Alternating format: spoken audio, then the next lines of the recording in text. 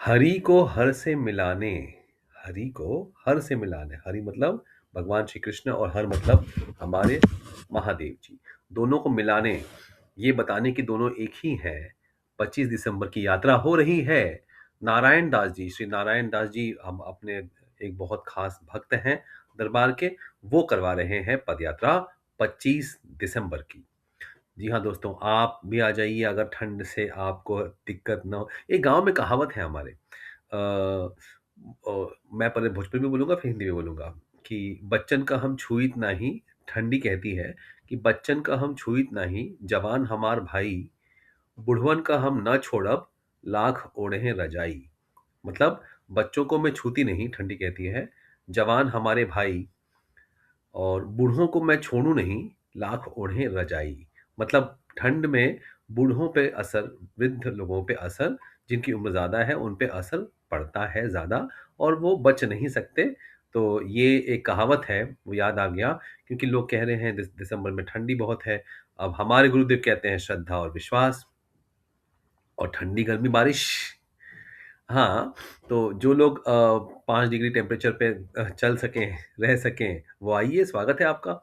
और क्योंकि ये नई परंपरा बना रहे हैं, हरि को हर से मिला रहे हैं और अगली हमारी गुरुदेव की अगली पूर्णिमा भी वृंदावन में होने वाली है।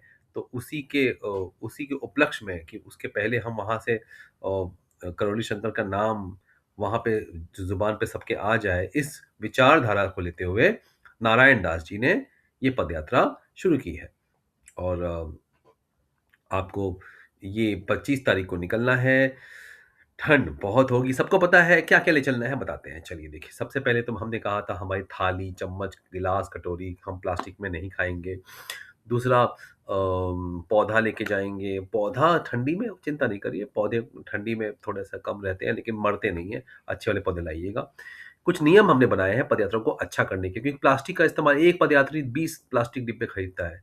तो प्लास्टिक प्रदूषण क्यों करना भाई? गुरुदेव ने कहा था कि संरक्षण करना है पर्यावरण का। तो गुरुदेव की बात को मानते हुए गुरुदेव ने कहा था पौधारोपण करना है, इसी बहाने एक और पुण्य हो जाए आपका, है ना? ठीक है ना? गुरुदेव की बात भी हो जाएगी, रह जाएगी कि हाँ, सम्मान रह जाएगा गुरुदेव का। ये हो गया। फिर आप जूते पहन के आ सकते हैं, चप्पल, हाँ, जूते पहन, ठंड है तो मोजे तो पहनिए, जूता पहनो तो मोजे ज़रूर ले आइएगा, है ना? दस्ताने, मोजे, कान, नाक, आँख, मुँह, सिर सब कुछ होता है ना? टोपी, टोपा वो सब वो लेके आना है। कंबल लेके आना है, इसलिए गाड़ी की व्यवस्था की है कि सामान के लिए गाड़ी एक रहेगी। तो और उसका कीमत हमने 2000 रखा है। तो उसमें और खाने की व्यवस्था, चलता-फिरता होटल साथ में चल रहा है आपके। ऑर्डर करिए, आपको जो खाना चाहिए, जब खाना चाहिए आपको मिलेगा, सामने मिलेगा, बाहर आपको ढाबे पे खाने की ज़रूरत नहीं पड़ेगी। वृंदावन का रास्ता लोग कहते हैं कठिन है और हम भी ये देख रहे हैं कि कठिन इसलिए है कि जैसे काशी से जाइएगा तो वहाँ पे बहुत सारे आपको संसाधन मिल जाते हैं, शहर, बस्ती, यहाँ भी बस्ती है, शहर है, ऐसा नहीं कि लोग नहीं रहते, लोग रहते हैं, गाँव शहर है ही। लेकिन जो अलग-अलग वैराइटीज़ मिलती हैं काशी से, वो यहाँ के बारे में हमें जानकारी नहीं है। तो लेकिन ये भी एक नया सफ़र होगा, है ना?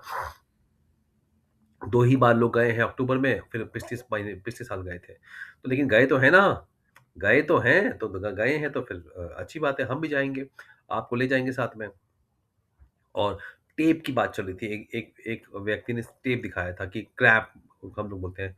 नहीं, आपको टेप की ज़रूरत नहीं है, छोटा-सा पट्टी हमने दिखाया था पिछली बार, एक नॉन स्टिक, ये सॉरी, या उसको बोलिए पानी में जो न न मेल्ट होता हो, ऐसी भाषा बोलिए क्योंकि वो अलग-अलग नाम से जाते हैं। टेप ले लीजिएगा, रास्ते में मिल भी जाते हैं।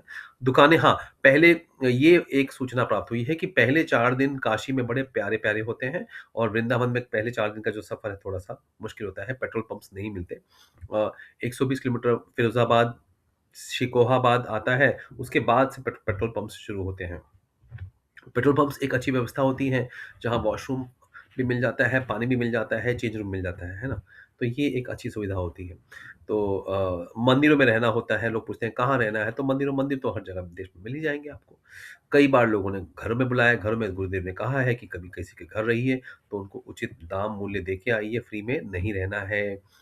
बहुत सारे भक्त मिलेंगे कि भई हमारे यहाँ फ्री में रह लो, फ्री में नहीं रहना है।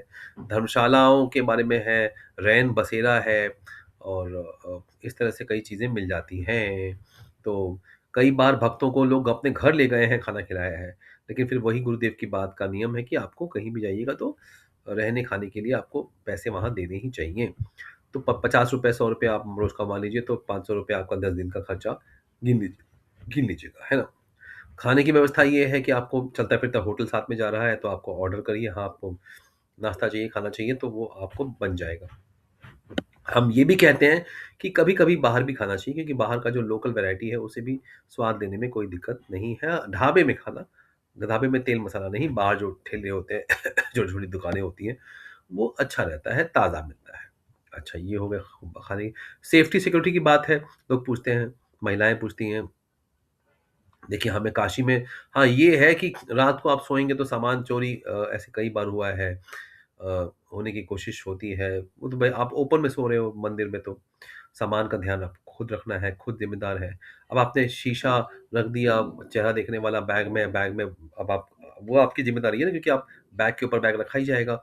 तो उसमें आप ये नहीं कर सकते कि हमारा शीशा टूट गया या हमारे बैग का हैंडल टूट गया क्योंकि वो छोटी-छोटी चीज़ें वो सफ़र में होती ही हैं। बैग बहुत सारे रहेंगे तो होता ही है, वो ज़िम्मेदारी आपकी होती है। कीमती सामान मत रखिए, गहने मत र लेके जाइए, मोबाइल-वोबाइल अपने हाँ, पास बैग में मत रखिए, पास में रखिए, बैग गाड़ी में रहेगी। ड्राइवर का सम्मान करिए, ड्राइवर को हमने खरीद लिया है, ड्राइवर हमारा नौकर है, ये भावना हो। देखिए अपशब्द नहीं कहना है आपको, ये सब बार-बार क्या है, बार-बार दोहरा रहा हूँ। होता क्या है कि गंदी शक्तियाँ आपसे बहुत अपशब्द कहलवाती हैं।